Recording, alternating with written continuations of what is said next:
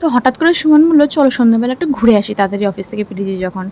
আর আমাদের ঘুরতে বেরোনো মানে তো টুকটাক কিছু খাওয়া, তো চলে গিয়েছিলাম একটু পিৎজা খেতে। এই যে মহারানী এখানে এসেই আসন ধারণ করেছেন নিজে, দেখতেই পাচ্ছ। নিজের এতগুলো চেয়ার বাড়িতে বসে না কিন্তু।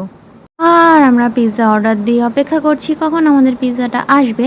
বাই দ্য ওয়ে, অনেক দিনই পিৎজা খেয়েছি বাড়িতে অর্ডার করে, বাট এখানে এসে ডমিনোজে এসে এই সেকেন্ড টাইম আমার পিৎজা খাওয়া। এই যে চিজিনেসটা টানলে একটা লম্বা চিজ হয়ে যায়, সেইটা আমি কোনোদিন পাই না যতই বাড়িতে অর্ডার করি না কেন। একটু হলেও তো ঠান্ডা হয়ে যায়, বাট আজকে সেই টেস্টটা আমি নিতে চলেছি। চলো সুমনকে জিজ্ঞাসা করি কেমন হয়েছে। বুঝতেই পারলে এক্সপ্রেশন দেখে খুবই সুন্দর, পিৎজাটা সত্যি দুর্দান্ত ছিল। আর আমি barbecue chicken with golden delight ছিল পিৎজাটা, আর গার্লিক, ওই দেখো দেখেছো সেই চিজিনেসটা দেখানো গেল। আর গার্লিক ব্রেডটা ছিল হচ্ছে তোমার paneer tikka with onion garlic bread. যদিও আমি গার্লিক ব্রেড খুব একটা ভালো খাই না, সুমন বেশ ভালো খেয়েছে। যাই হোক, তো খেয়ে দে এই যে মামা যেরকম করে পা দোলাচ্ছে, আমরা সেরকম পা দোলাতে দোলাতে একটু গল্প করে তারপর বাড়িতে চলে এলাম। তা আমাদের ভিডিওটা কেমন লাগলো অবশ্যই জানিও।